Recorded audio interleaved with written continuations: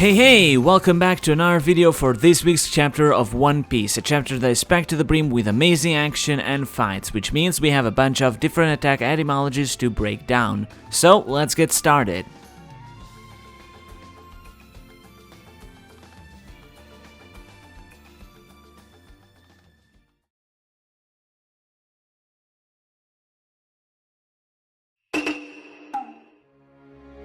Before we begin though, I'd like to refer to the color spread for this week, as it hides a couple of references that only Japanese readers would usually get. For one, the statues on the left are called the Jizo, and are a type of statue that is commonly found across Japan that is usually decorated with a small kerchief and a traditional Amigasa hat. However, in this case, Tama wants to use Luffy's own straw hat to decorate one of them. Furthermore, Sanji has the number 32 on his jacket. This number can be read as San-ji, and in fact is also the reason why Sanji's birthday is on March 2nd. Also, while Franky has the writing hentai on his jacket, this is because it's the Japanese word for pervert, a term he often uses to describe himself for walking around in his swimming trunks. The chapter opens up with an encounter between the Scabbards and Orochi, framed under two massive large torii gates, the gates that are often found at Japanese temples and that can be commonly found spread out across Onigashima, as Kaido considers his castle like a temple since he sees himself as a deity. We've seen these types of gates across the entire island, including the entrance to the school, which has a series of torii gates like those found in temples such as the famous Fujimi Inari in Kyoto. While Orochi does attempt to threaten the Scabbards, they quickly deal with him without as much of a thought, slicing all of his heads off. However, the interesting thing is that in this case Orochi appears to sprout only 6 heads, which are cut by the remaining 7 Scabbards, not accounting for Izo, who doesn't use a sword. But the Yamato no Orochi has 8 heads according to legend.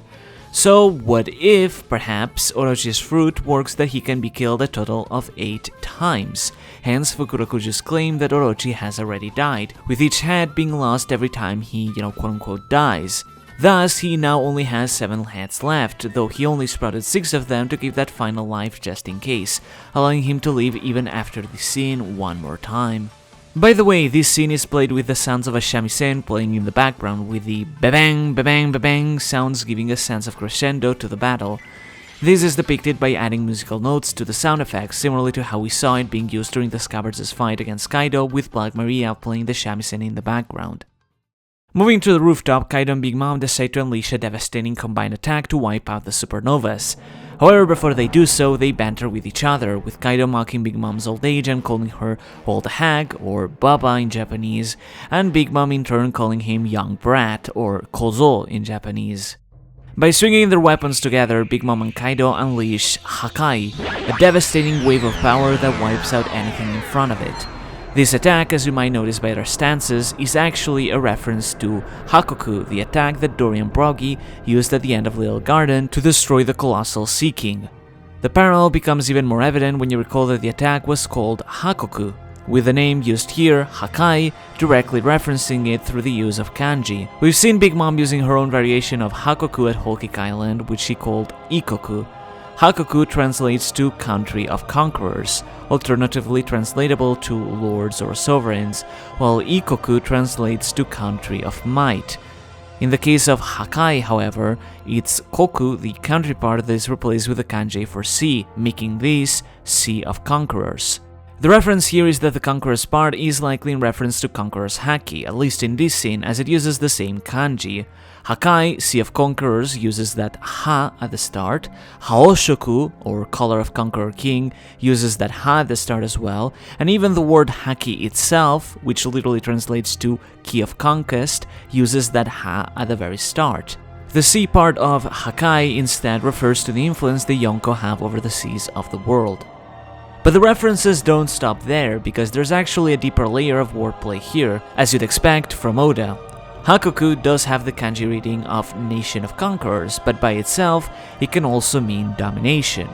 Similarly, HAKAI has the kanji reading of Sea of Conquerors, but can also refer to a force of absolute destruction. But wait, there's more! Because in an even more clever wordplay, this combination attack is by itself a combination of both Big Mom and Kaido's names, as Ha is half of Haha, which is the Japanese translation of Mom, Big Mom, and Kai is taken from Kaido, making this attack a literal combination of their names, Ha and Kai, HAKAI. After Zoro blocks the attack, Luffy then throws another attack at Kaido, starting with red, but he purposefully cuts the attack in half and only features the first kanji of it just to scare Kaido off and making him dodge, meaning he did already anticipate that Kaido would do so. However, Kaido retaliates with a devastating attack which he calls Kosanze Ragnarok. The first part, Kosanze, refers to the Trailokya, the Buddhist deity known as one of the kings of knowledge, said to rule over the eastern side of the world. He's often depicted with blue skin, much like the blue scales of Kaido's hybrid form. The Ragnarok bit instead is, as you likely might know, a reference to the Judgment Day of Norse mythology, where a series of cataclysmic disasters all descend upon humanity, much like Kaido's attack on Luffy here. However, as expected, there is a deeper layer of wordplay here, because in this case, Ragnarok is written in Japanese as Ragu Naraku, which while on one hand is the phonetic reading, it also uses the kanji for Naraku, the realm in Buddhist mythology that represents hell. Naraku is referenced in both the title of this chapter and last chapter's quote, though Kid did use the common word for hell, Jigoku, rather than Naraku, as the chapter's title is referencing this destructive attack by Kaido. Thus, the attack is read as Ragnarok with the kanji reading of inflicting Naraku, or delivering hell, pretty metal of Kaido to unleash an attack that has both hell and the apocalypse referenced in it. Also, if you look closely, you might notice that this attack has a massive spark of haki coming off of it. In fact, it's so big that it even resembles the exact same type of haki that Whitebeard and Roger used to clash against each other, indicating that this is an attack of that magnitude, and Luffy even took it head on. Meanwhile, the other four work together to separate Big Mom from her homies. Zoro uses a new attack called Homurasaki Rokudo no Tsuji, which is a combination of his attack Homurasaki, or Flame Brand, the attack he used just a few chapters ago to cut through fire, and Rokudo no Tsuji, or Crossing of the Six Paths, an attack he first used against the Kraken back at Fishman Island that cuts his opponent into several small pieces, which, much like a lot of Zoro's attacks, is named after a concept in Buddhist belief, in this case being the Six Paths of Life. Then Kid uses an attack called Punk Pistols. Punk once again references punk bands, with the kanji reading as magnetism, making the full kanji reading magnetic pistols, with the pistols instead likely referring to the famous punk band Sex Pistols, following the pattern of Kid's attacks being named after famous punk singers or bands. Kid then uses the move Repel to push Big Mom into the air through magnetism. This attack was the first named attack he ever used, being first seen at Sabaody used against a marine, with the kanji being the same as the English reading, simply meaning repel. And then Law finishes it off by pushing Big Mom into the sea by using Takt, a move he has used many times before. Much like many of his attacks, Takt comes from German and translates to a beat or pulse, though in this case he specifically refers to heartbeat, a reference to medical operations like all of his attacks.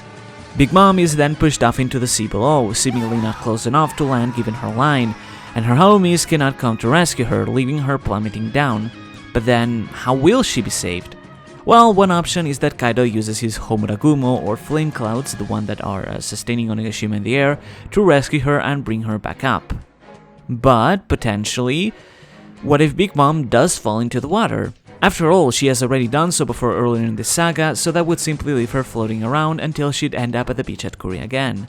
This could allow her to get on land safely and then make her way back to Onigashima once it lands down, while also putting Big Mom away from the action long enough so that we can properly focus on Kaido, allowing for an effective way to separate the two Yonko, even if it is just momentarily. Do you think that's what's going to happen? Or do you think something else will happen to Big Mom? Let me know and I'll see you next time. Thanks for watching.